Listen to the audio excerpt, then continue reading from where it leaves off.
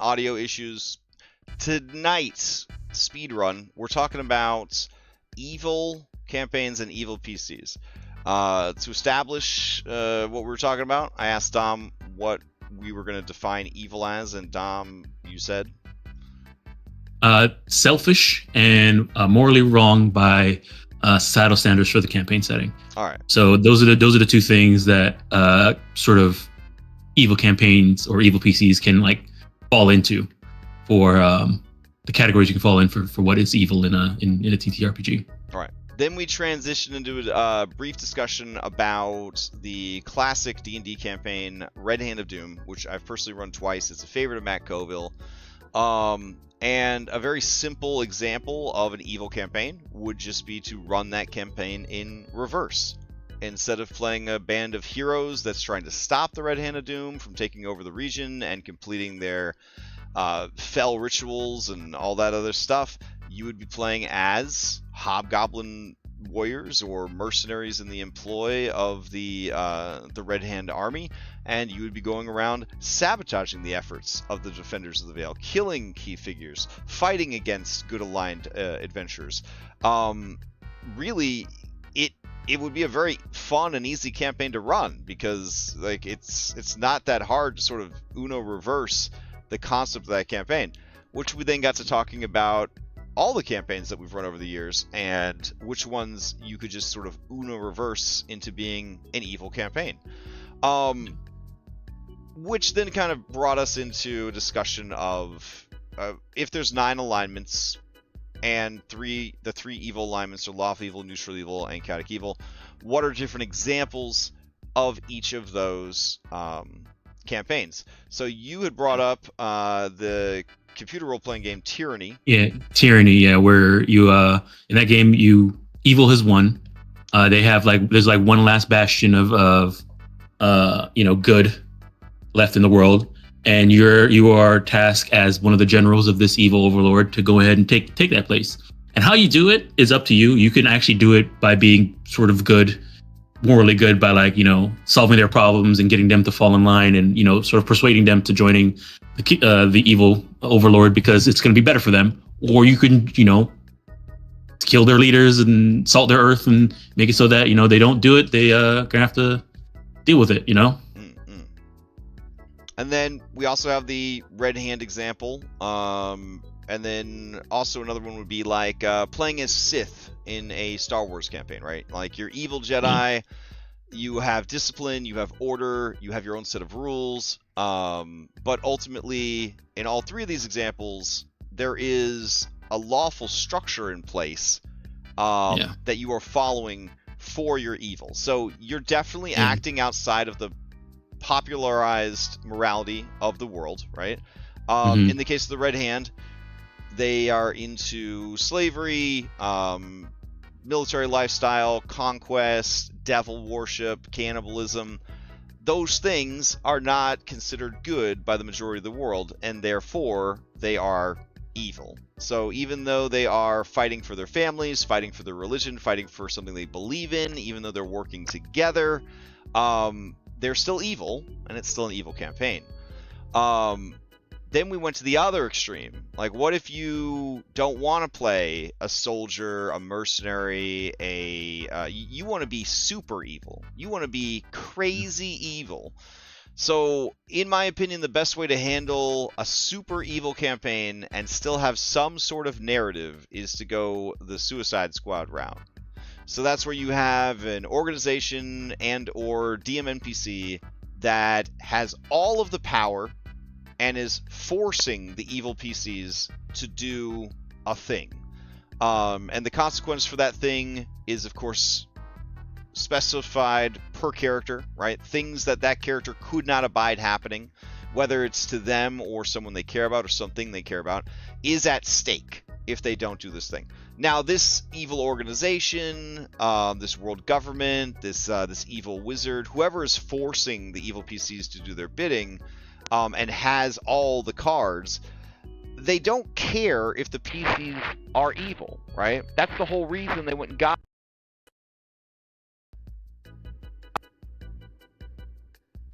to You went robot there for a second. Oh, did I? Man, I'm really struggling with sound tonight. You're good. You're good though. So the idea is these evil characters are being forced to work together, forced to accomplish a goal, forced to do a thing. So there is a forced sort of linear, progression, or at least a framework forced upon the characters. They can be as evil as they want. They could be any kind of characters they want. They are forced together because of this outside influence, and that outside influence doesn't care how evil they are as long as they finish the job they were given. So in my opinion, the easiest way to run an evil campaign is to do the Suicide Squad approach. Easiest way.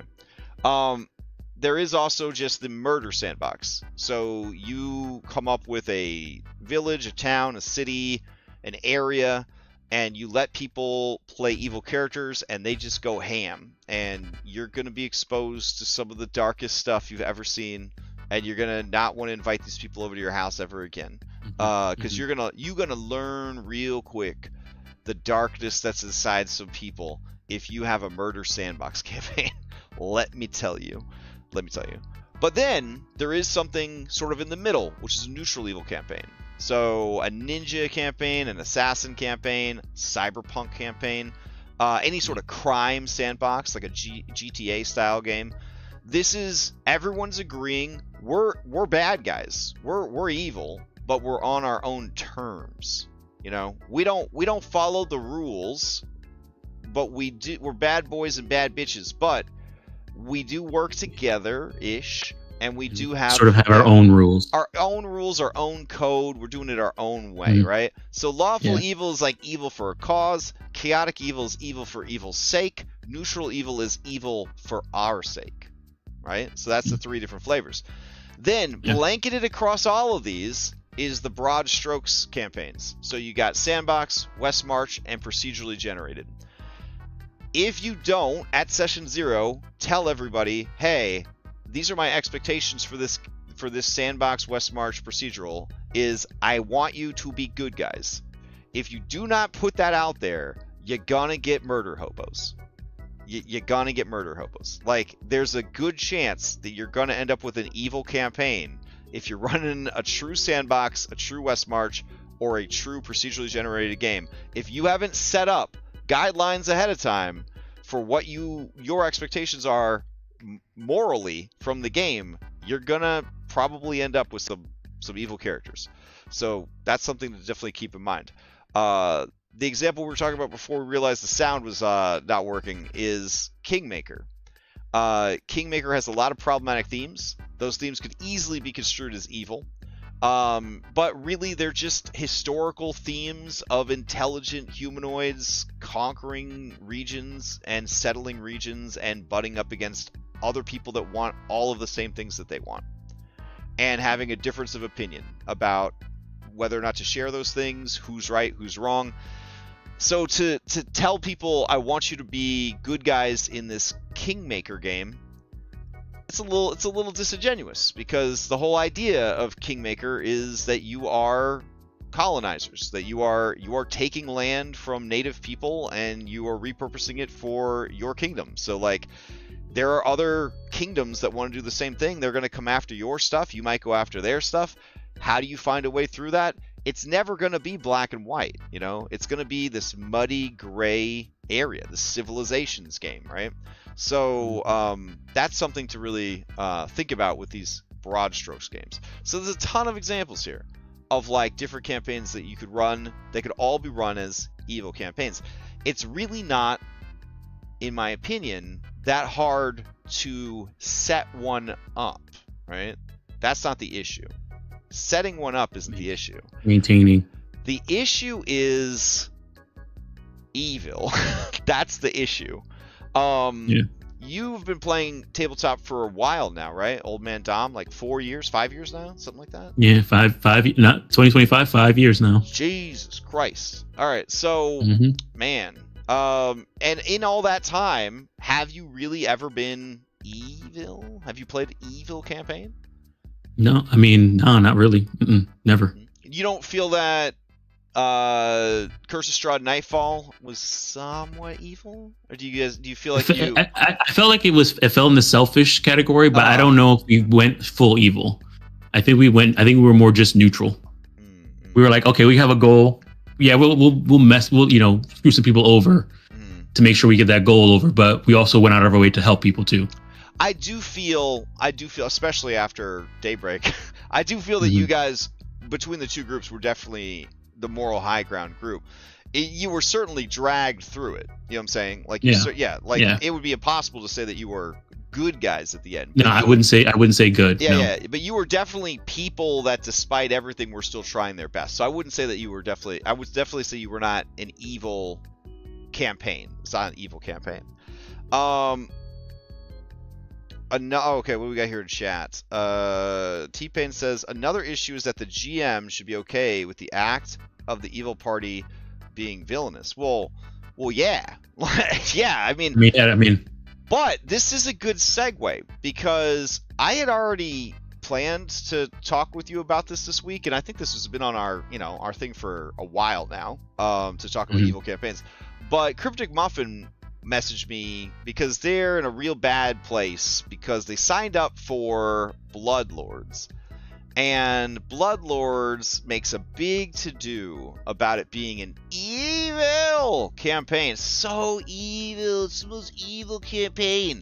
And then, and I'm sorry, I'm gonna put it out here, Paizo is just run by a bunch of like cinnamon buns. Okay, they just can't do it, right? They can't do it.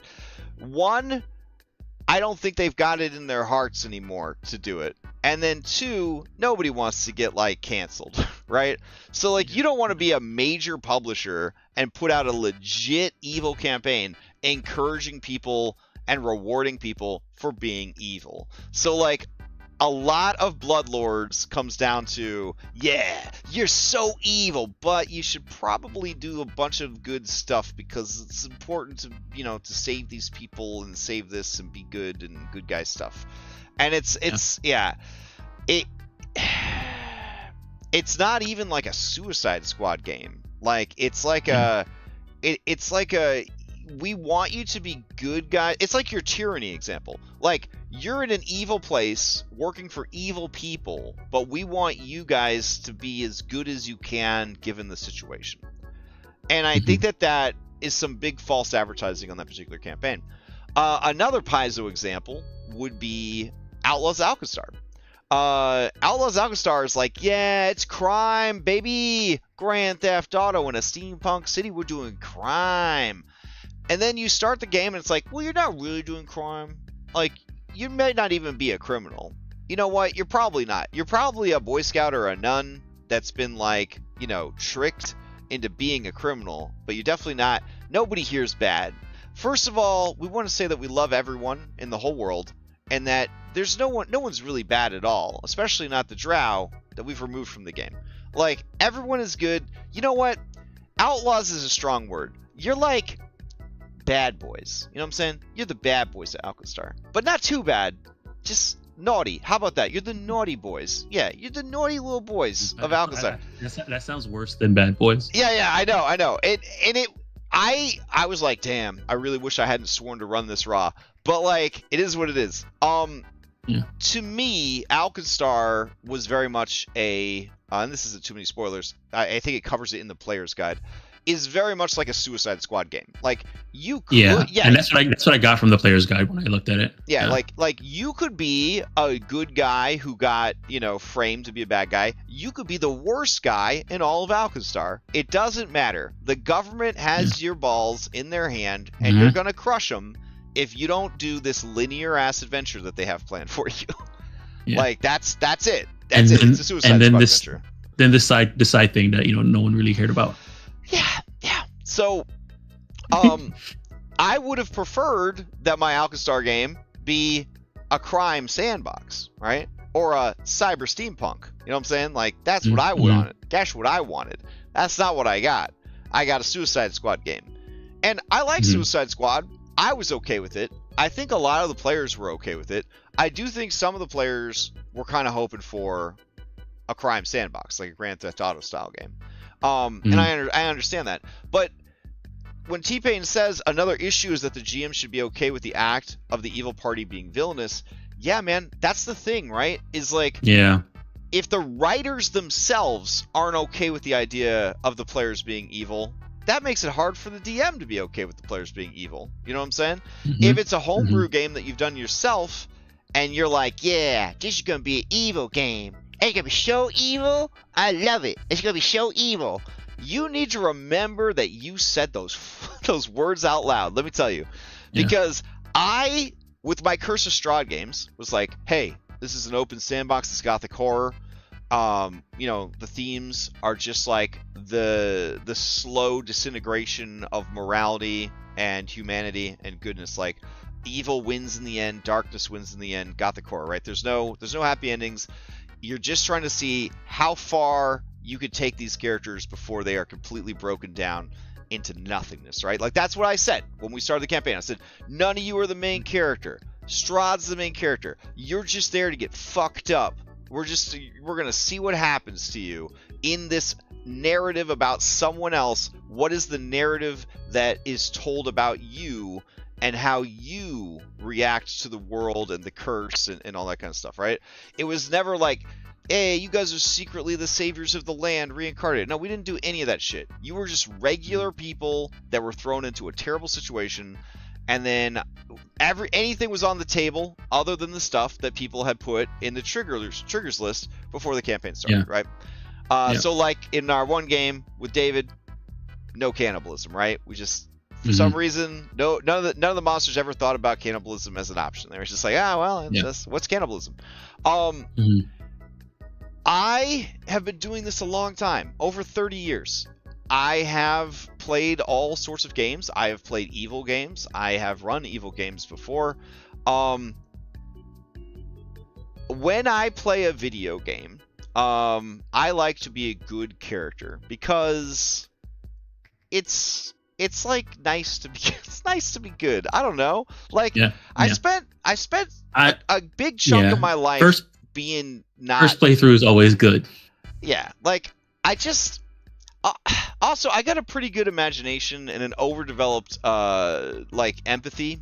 Not so much a sympathy, but at least empathy. So like, even though these are thought constructs in a game, in a video game, if you spend this time with the NPCs in your TTRPG, those are thought constructs that you've learned to care about. My dirge killed Scratch 4 months ago. I'm still upset about it. Okay, like the things that I have done in my Dark Urge playthrough, they make me sick. Do you know what I'm saying? Like, it makes me sick. I mean, the only evil thing I've done that hasn't made me sick has been Thara. That made me happy. Now, if I'm the DM and I don't have the stomach for it, that's going to be a bad time, right? Because I told everybody, hey, we're doing an evil campaign, and then they show up and they're actually evil, and I'm like, wait a minute. Like, what? So with Cyberpunk, speaking about the adventure, thinking about it, and then as a GM being okay with it, I think Cyberpunk is like the closest thing I had to there, because even I ran somewhat of a pre-written adventure. It was the Tales of the Red, which is just a collection of short one shots or two shots and stuff like that. But in them, they also wrote like, okay, here's a choice: the PCs can help this person, or they can just take the money and get out of here, or they can do this, and they would have those. Like, the way they set up those adventures is that at the end, they have resolutions, and they say, if the PCs did this, this, or this. They usually have like 2 or 3, depending on what this final decision the PCs made. And some of it is like, okay, if they betrayed the hero and took the money, this is what happens. And I will say at the end of our Cyberpunk game, they took the money. I mean, they kept quiet for the most part, and we're in this case the selfish part of evil, where they were like, okay, I don't care about letting this get out and that corpo getting screwed over for the greater good. I just want to this to get behind me. I take the money, and we'll be out of here. And they did. They took out the person who was screwing them over, and then they took the money. And instead of helping the person that was helping them, they took the money and left. How did you So feel as the DM, as the GM, as the storyteller when they made that decision? I felt it was very cyberpunk, and I was okay with And it. you were okay with it? Okay.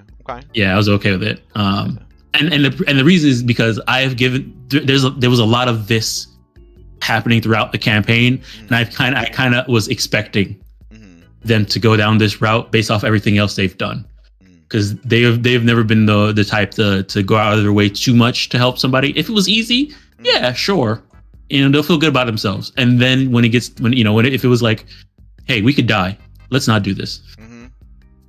Well, and it's a very gritty campaign with some very very harsh combat rules and very limited resources. It's not the kind of game where you see a homeless kid on the side of the road and you give him all your money. You know what I'm saying? It's not that kind of game. Or you're just not gonna make it if you do that. You're not gonna succeed. And that's that dystopian part of the cyberpunk genre that comes to play. Leads to that moral ambiguity. Well, with the Curse of Strahd games, I have 3 groups. 2 of them are done-ish. One of them is still going. The one that's still going is my classic group, and we call it classic because we're not using the injury system. They're allowed to have magic. It's like more traditional, like 5th edition Dungeons and Dragons, and they have maintained their moral alignments, right? Like their moral stance. They're doing the right thing. They take time to help other people. They make sacrifices when needed. And here's the thing about that. And I'm not trying to get onto a discussion about the nature of morality in general, but it's a lot easier to be good when it's easier. Do you know what I'm saying? It is. It's a lot easier to be good when it's easy. Because they don't have to worry about their limbs being eaten off of their bodies. They don't have to worry about a wound getting infected and they get rendered blind forever and they have no way to heal it, right? They have magic to solve their problems. They have healing word to perform the infinite yo-yo of health. You know what I'm saying? They have all the tools that make it a lot easier to be good. If a rich person in real life donates $1,000 to Extra Life, that's great, and we're very happy and we're very thankful. But if a poor person donates $10 to Extra Life, to me, that's an even bigger deal, right? Because they didn't have the same resources that rich person did, and they still did it. Do you know what I'm saying? To do good when you have less, when you are struggling, when the easiest and smartest play is to be selfish. That to me, that's really being good. You know what I'm saying? That's and it's a tough situation, right? Curse of Strahd, I created a sandbox where the idea was that being good would be the hardest decision you ever made. It would be the biggest. You would probably lose, right? You would probably lose your character. You would probably lose your life. You'd probably lose your mind. You'd probably lose interest in the campaign. Because it's just not kind. Thinking about, you know what I'm saying? Thinking about that and we were talking about having an evil campaign in the beginning. If you flip that and made it so that it's really easy to be good, but your goal is to be evil. So it's very difficult to be evil inside of the campaign. I don't know how you would do that, but trying to think Well, for example, that would be that could be an assassin campaign or a serial killer type campaign, right? A Vampire the Masquerade campaign in a world where vampires aren't in control of everything, right? Where they've been almost hunted to extinction, kind of thing. There's definitely a way to make a campaign where you are driven to be evil or you need to be evil, and it is difficult. It is more difficult to be evil than to be good. To a certain extent, though, playing Baldur's Gate, right? It's actually kind of shitty to be evil, right? Like, you miss out on like useful NPCs, you miss out on cool quest lines, you miss out on items that are going to show up later on because the NPC that you saved is going to come back later and reward you. Like, you lose companions that would make the game a lot easier because you thought it'd be funny to chop off their hand. You know what I'm saying? Like there's like, evil is also hard in different ways, right? And then there's also like civilization, right? Like, if you're evil, people are gonna find out eventually, and they're going to punish you for it. If the DM is not punishing you for being evil, that means that the world itself is evil, or that they're just not a very good DM. You know what I'm saying? Like, they're not creating a believable world, right? You can't really what's his McCoval's word, verisimilitude? Yeah, verisimilitude or whatever, right? Like, the world does not feel real. I am not really doing evil if no one is trying to stop me, right? Like, that's a pretty strong argument. Like, is it really an evil campaign if no one ever tries to stop us from doing evil? We just define that evil is morally wrong by societal standards of the campaign setting. So if what you're doing is morally wrong by societal standards, everywhere you go, people should be trying to stop you, right? Like, isn't that so it's tricky. It's tricky. Dented Pocket says evil can be self-serving, serving to the party in such a way that they assist the party but don't care about others. Yeah, and I think that's like Dom's Cyberpunk game. And honestly, if we're really being honest, the majority of TTRPG groups nowadays, right? And I think throughout history, moral ambiguity. Yeah, moral ambiguity has definitely been the order of the day, right? Last night in Skyhaven, they're killing these slavers. It makes sense. The slavers are trying to kill them. Slavers are bad. But I had to point out to them that what you're doing is illegal. You are murdering these people. You are in a city, and the city has laws, and you are killing these people. Like, you are mercenaries. You were sent to save the children that the slavers have stolen. But that doesn't mean that you are empowered by the law to fucking murder them all. Do you know what I'm saying? At the end of the day, right? It's going to come out in the wash, right? Because they're going to find out the true story, and they're like, oh my gosh, slavers stealing children. Can you be any more evil than that? But that's not going to stop the local law enforcement from, like, putting you on a list. You know what I'm saying? They just killed a bunch of people? Yeah, like, these people are capable of mass murder, like, and renegade vigilantism. Like, I know we hired mercenaries, but I didn't think we hired killers. You know what I'm saying? Like, so they're going to be on a list after that. They're going to be, keeping their eye on them, sort of thing. That creates a more realistic world. You know what I mean? Like, that's sort of like, I kill you before you kill me. That's for outside civilization. That's out in the frontier, baby. In the wilds. That's not for the town. You do a good job on Tuesday nights of making me feel frustrated about not being able to murder everyone, right? Because the whole campaign so far, except for one side quest, was in a city. You know what I mean? And even the side quest, when we got back, they were like, did you kill those people? And it's like, we're like, this time we didn't. And they're like, good, but why didn't you arrest them? And it's like, Jesus Christ.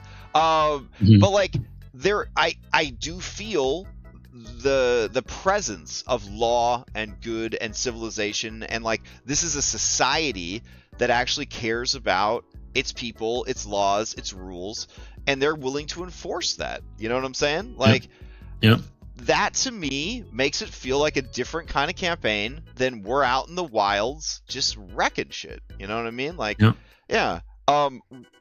so it's a lot of work from the DM across the board all the time, but when it comes to evil PCs and evil campaign, it's even more work than normal, because you do have to take all of that stuff into account, and you do have to be emotionally ready to see the darker side of your players.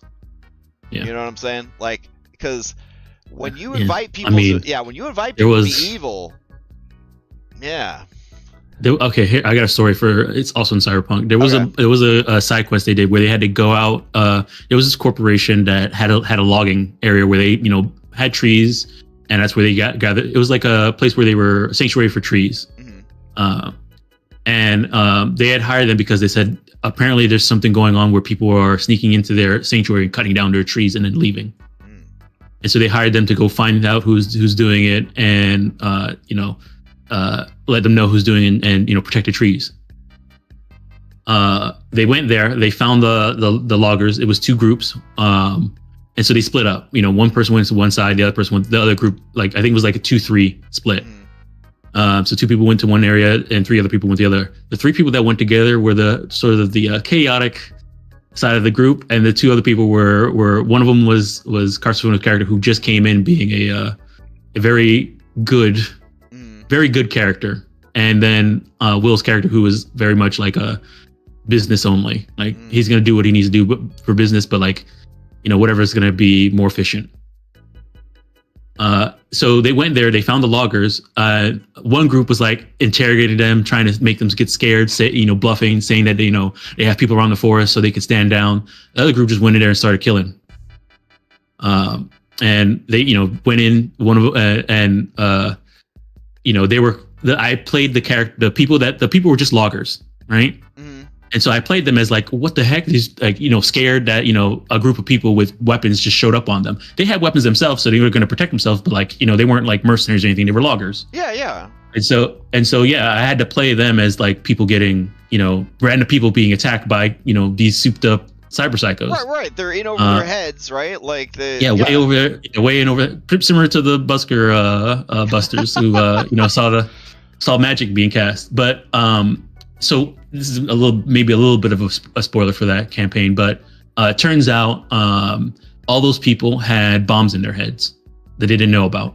And so and whenever they would say, sort of like tell who they were working for, the bomb will explode. So if they ever thought about, the neural that went off that for them to speak who they were working for, their head would explode.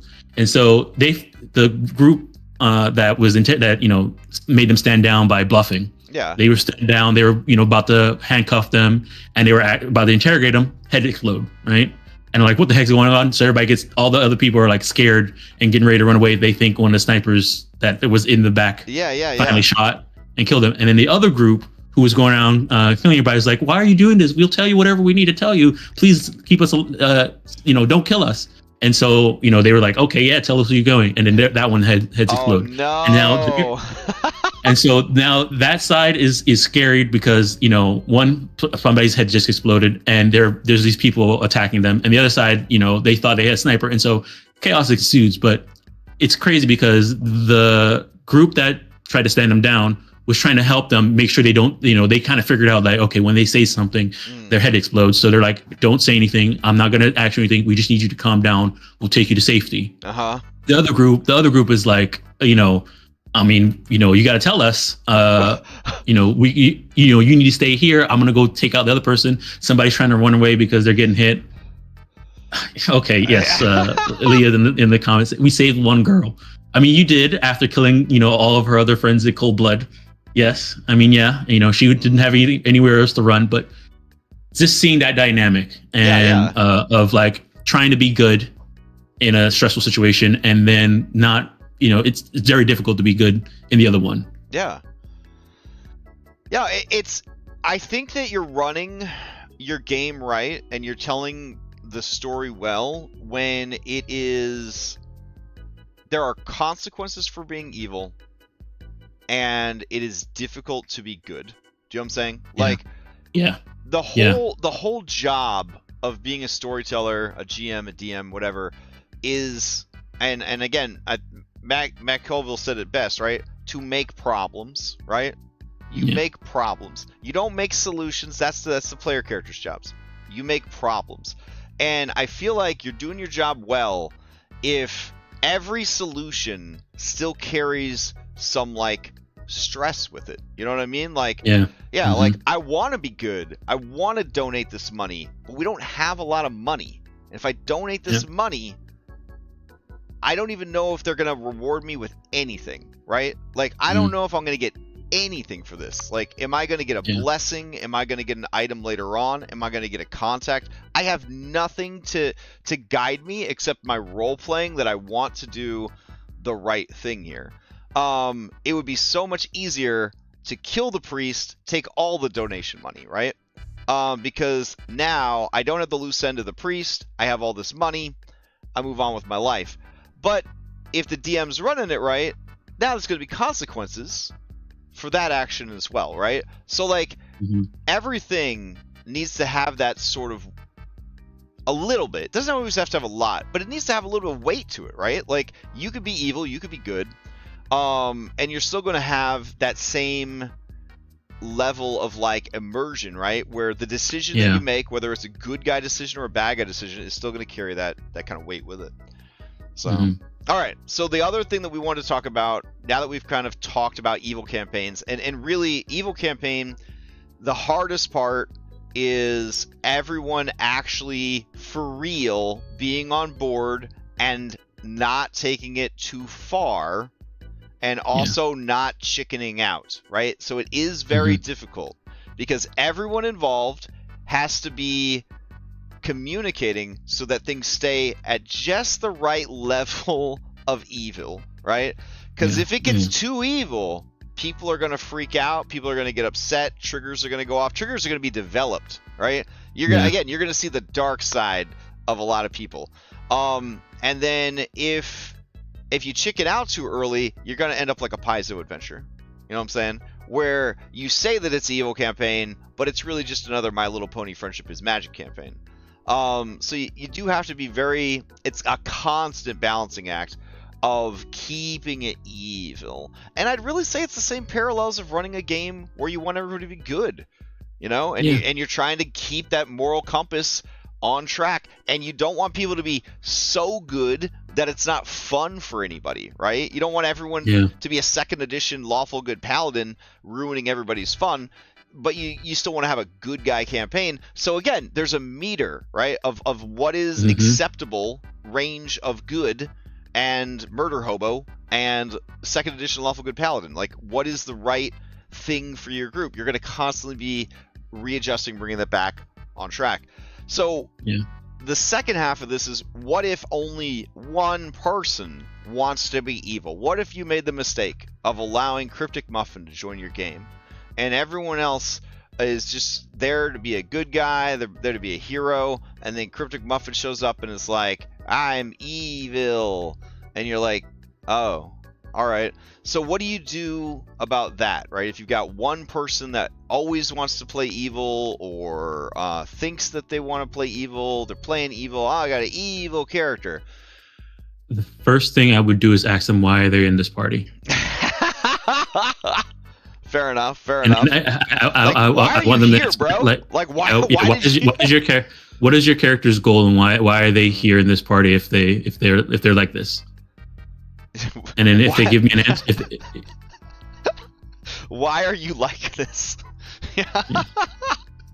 Oh man, no, I got you. Again, communication, right? Communication.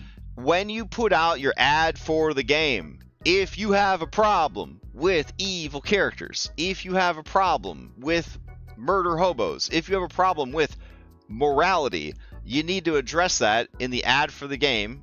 You need to address that in the session 0, right? Like, you need to, and to kind of it's not necessarily like a jab at, like, more like what's the character motivation for being in, because usually if I start a campaign, I give the premise for the campaign, and I'm hoping that whatever they make a character that's supposed to be inside this story, right?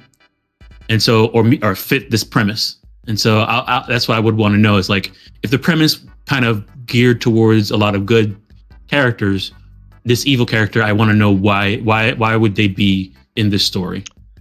And I'm not saying that it can't work. Like, me either. I'm not saying it can't work, but I would want to know what they're like in their head, like their back, like the back of their mind, like what are they kind of hoping for?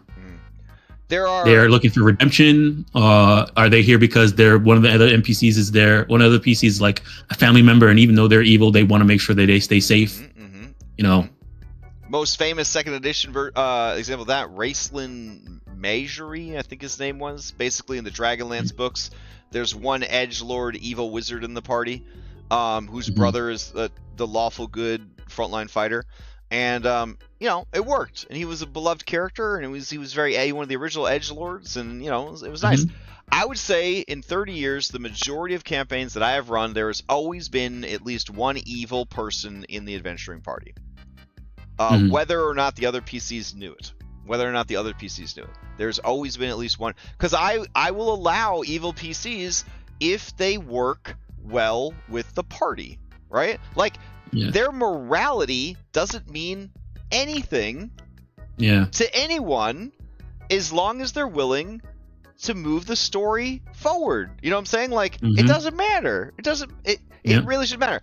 In the 9 alignments, there are only 2 alignments that I would worry about when they would show up, and that's a chaotic evil character, because the people that want to play chaotic evil are just looking for a murder simulator. Like, they're just looking for a way to pretend that they're the Joker or Jigsaw or like any other horror movie bad guy, right? They just want an excuse to torture people, to eat flesh, to be ridiculous, right? And like, unless everyone, right? Unless you're running a Murder Sandbox or Suicide Squad style game, there's no place for a chaotic evil character in any campaign outside of these 2 examples, in my opinion. There is no place for them. They by their very nature, by their very design, they are too selfish to be a D&D, a TTRPG character, right? Because this is a team-based game. Like, so a chaotic evil character is just not, it just doesn't work. It just doesn't work in a team-based game. The other one is the other side of the coin, all the way 9 steps to the left or whatever. Lawful good. Lawful good can be worse than chaotic evil, because no one wants to wait all week to play D&D and then be bossed around by some hall monitor ass idiot whose biggest fantasy is telling other people what's right and wrong.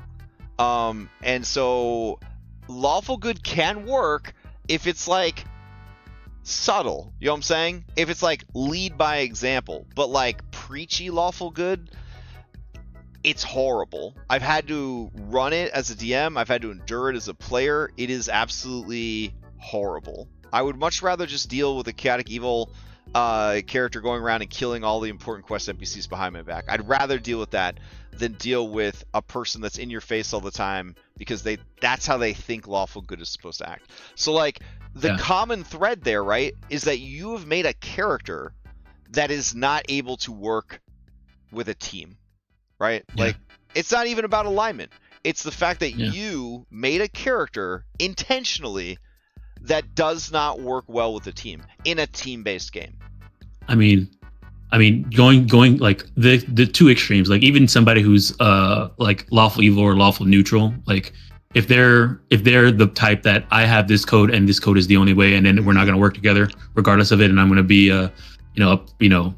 disruptive about it, then of course it's not going to work. Right, exactly. And it's not about alignment, guys. That's the thing at the end of the day. It's about aligning your character's goals with the party's goals. It's not about good, evil, law, chaos. It's about playing a cooperative game together. You know what I mean? Like that's if you are the kind of player that your greatest joy is getting into arguments and fights with the other people at the table, don't come to my table. Do you know what I'm saying? Like, that's not what I'm about. I know that there's some groups out there that are okay with that actually like that. Not at my table. Like, we're here to do stuff. You know what I'm saying? Like, we're here to accomplish things together. We're not here to, like, make a character that is in your face about like, this is who I am here, you have to deal with me before you can actually play the real game. Like, that's just terrible. That's just selfish playstyle right there. let's see. Also respect the party vote if they outvote the evil action you want to do. Well, obviously, yes. That's another thing, right? Like, establish in your session 0 that majority rules, right? Like, you know, if it's the kind of campaign like my Curse of Strahd games where you would allow PvP on disagreements, you need to put that up front. You just say, hey, this is the kind of game where some of you might go down a path that the others won't follow, and they might have to put you down.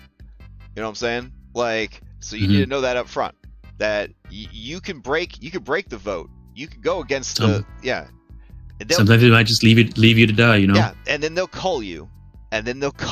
Like, that's what's going to happen.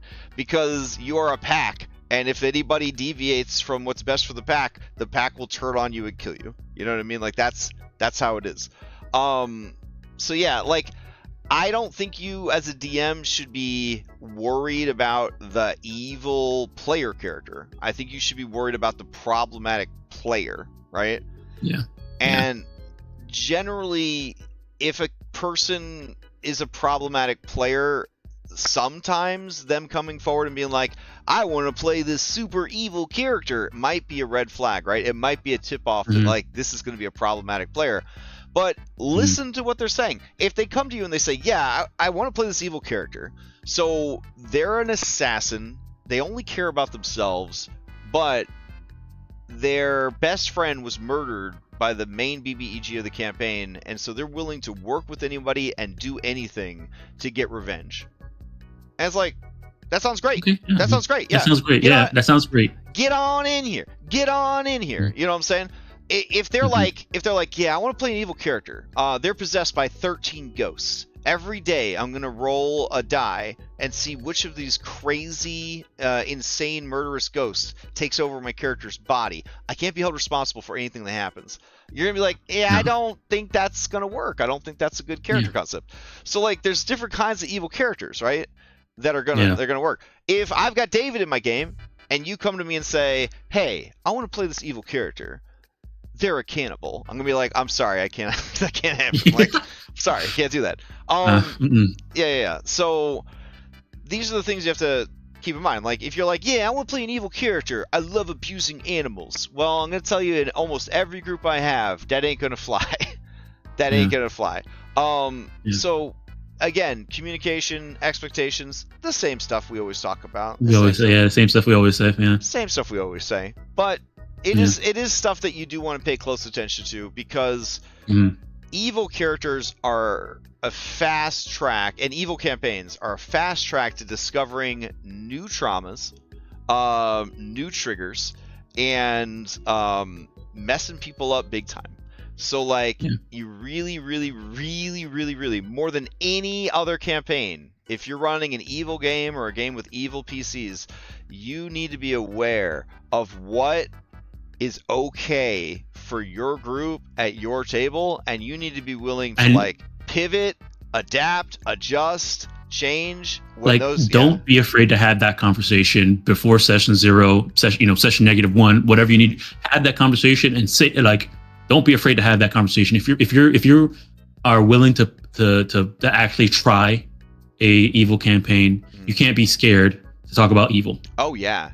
That's the thing. You can't be scared of evil, and you can't be scared to mediate your group and talk about evil. That's what makes it really hard. Yeah, because you can't just have a session 0 conversation. You have to keep having that conversation for the whole campaign, right? For the whole campaign. In Curse of Strahd Daybreak, shit got dark, okay? It got real bad. We had PvP. We had people killing each other. We had people plotting against each other. We had people being mutilated. People's humanity being stripped away. We had people's bodies being destroyed, mutilated. I mean, it was horrible. And it's like, I had to keep talking to them. I had to keep messaging them and being like, it was pretty rough this week. You okay? Like, you know, like, you have to keep putting that out there. Like, hey, I'm gonna need you to, like, betray the party. Like, are you okay with that? And if they were like, no, I'm not okay with it, it'd be like, okay, well then, we'll have to find a different way through. You know what I'm saying? Like, we'll have to find a different way to kind of express this, or you lose control of the character. I will make the character betray the party. You can play a different character, right? Because you put yourself in a situation, or put in a situation where you will have to betray the party. And if you're not okay with it, then I'm going to absolve you of that responsibility, you know? But like, it is like a constant ongoing conversation, and it ain't easy, and it ain't pretty. And I'm going to be honest, looking back at the Evo campaigns I've run, I don't even think they were that, like, I didn't like them as much as my good guy campaigns. Like, I like good guy campaigns. Stressful. I like stories. As a GM, is stressful. I like stories about heroes. I like people doing heroic stuff. I like to imagine that maybe somewhere, somehow, like, there's good people doing good things. Like, that's my fantasy. My fantasy is that somewhere, some timeline, some multiverse, there's some good people doing good stuff for goodness sake. Boy, that'd be nice. But if you need an evil campaign in your life, if it's on your bucket list to play one or run one, definitely keep all this stuff in mind. And don't trust any of the Pines Though adventures that say they're evil, because they're not really evil. Unless the DM makes them evil. But as written, they're only pretending to be evil. It's only pretending to be evil. All right. I think that sums it up. I think we covered everything. Yeah. We made up for lost time with our initial false start. All right, you got? I mean, that didn't happen. That doesn't exist. I'm already deleting the first attempt. Take one in the trash. So, any other things to throw out there? I think we covered it pretty good.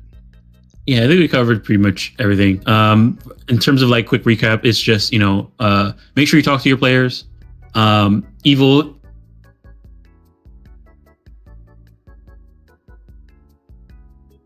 Oh no! Now I lost Dom.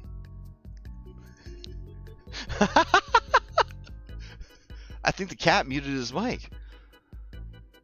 Oh no, man! Oh, okay, can you hear me now? Yeah, I can hear you. Yeah, they did. Man, we fight in the audio tonight. We fight in the audio. So I have a question then. Yeah. What, having had this conversation, would you ever willingly play an evil character? If I know the campaign is, I could do that if the campaign is like upfront about this is going to be an evil campaign. It's very difficult for me to make a character who's good turn full evil, or like do that, especially if I'm more prepared for it. Yeah, I remember the fall of Anne Payne, and it was like I could feel your psychic damage all the way through the internet. I could feel the psychic damage of like, I don't want to be a jerk to my friends. I don't want to hurt them. Like, I don't want to be disruptive to the party's progress. It's horrible. That's the part. I don't want to be disruptive to the story and do that. So if we're all evil, your disruptiveness was the story, right? Because it was just a gothic horror sandbox, right? So it's like yeah. Okay. But like the part like we're in a party of 4 people. We have a goal to do this, and then I'm gonna ruin that goal because of this. It's like party voting. Oh like, yeah, I don't want to. For sure. Yeah. All right. Well, second part of that question: would you ever willingly run an evil campaign? Yes. Yeah. Okay. All right. Yeah. Nice. Yeah, for sure. For sure. Oh man, that's exciting. That's exciting. I don't think I would play it. I don't really want to be evil. But I'd probably watch. I would if I was going to do it too. I probably would do it in Cyberpunk. That sounds good. Yeah, it hits a little bit different in a dystopian setting where like evil's a bit more excusable because of the bad situation everyone's in. Yeah. Same thing with Fallout. I could definitely see running a Fallout game and the party's evil, and it's like, well, I mean, that's just what happens. You know what I mean? Yes. What are we gonna do? But yeah. I've always wanted to run a heist, Thieves Guild type of game, and so that neutral evil section is right up my alley. Yeah, I love a good neutral evil game. I had a mini series I was running, before online games were a thing, where Mhm. it was like ninjas and they had different jobs they had to do. In this I mean, Princess ninja Heist, guild. that's 100% neutral Princess, evil right there. yeah, Princess Heist, an evil game. Yeah, absolutely. Yeah. Yeah. Yeah, cool, man. Yeah. All right. Yeah. Hopefully Kingmaker's not an evil game, but we'll see. We'll see what happens. The way we had our conversation, Mhm. it's gonna be like I think we're going to be sort of lawful neutral. Okay. Yeah. That could be construed as evil pretty easily, but yeah. Should be interesting to see. All right. Quick announcements. Nothing official going on tomorrow. I'll probably be on and off line prepping for session 1 of Kingmaker and session 1 of Stolen Fate. We're having a meetup Sunday morning around 11 Eastern. Oh yeah. To talk about the 2 Curse of Strahd games, Daybreak and Nightfall, and then before that, from like 10 to 11. We're going to have the aftercare epilogues for Daybreak. I will say, in all the years of running the Dungeons and the Dragons and the Pathfinders and all that other kind of stuff, I was actually taken by surprise with the ending of Daybreak. I did not think they would pull it off. I really didn't. I thought it was going to be a TPK. I say that a lot. But like, I mean it this time. I have campaigns where I know it's not going to be a TPK, like Skull and Shackles. When they rolled into their finale, they were so fucking strong. Like, I had no doubts that they were going to be fine. But like this one, they took me by surprise. I mean, I'm gonna tell you right now, I'm a little worried for Tuesday. Ooh. I'm kind of worried. Yeah, That's in a bad spot. Is it inappropriate for me to ask you, like, right now, like in our VODCAST, if we all TPK, is that just the end of the campaign? Are you just gonna start working on your Monster Hunter game? Is that no? It won't be the end. It won't be the end. No. All right, so you got a Deus Ex Machina planned for the. Well, we'll see. Okay. I'm not saying everybody's gonna make it out. You know, there's not. Hopefully, you guys, do what you got to do. Wow. All right. Damn, bro. Sunday night we got the first session of Kingmaker. It is a 4-hour session with a mandatory 2-hour break, and Dom is going to be streaming it. So if you're interested in going on this 3+ year spreadsheet laden Hexploration adventure with us, it will be starting Sunday night, and then Monday night, the craziest planeswalking, planescape, multiverse, time travel, meta adventure I've ever written and run, disguised as the Paizo adventure Stolen Fate, will begin Monday night. So I'm very excited for that one. I got a very fun group of players for that, and I think it's going to be bonkers. I think bonkers is probably the best way to describe what Stolen Fate is going to be like. Going to be bonkers. Maybe I'm saying this bonkers is going to be the most boring campaign I've ever run. I don't know. I don't think so, but we'll see. And then we got our game on Tuesday. You got Carrion Crown on Wednesdays now. We've got Skyhaven going into their 4th session on Thursday, and we'll be back here on Friday to do another podcast, maybe. And that's it. And then Monster Hunter starts in like a month, give or take. 32 days. Well, 33 days. The game, yeah. My campaign is not going to start until after Carrion Crown. Oh yeah. No. I'm just talking about the actual like monster hunting. Yeah. I mean, also, considering that Kingmaker's about to start, Civilization starts in 2 weeks too. So Civ 7. I'm getting ready for that too. Get myself in the mindset of kingdom building. Alrighty. Well, enjoy the rest of your evening. Maybe we'll hang out this weekend. Otherwise, I'll catch you on Sunday twice. And then everybody else, we'll see you around Discord, or we'll see you next time. Alrighty. Take care.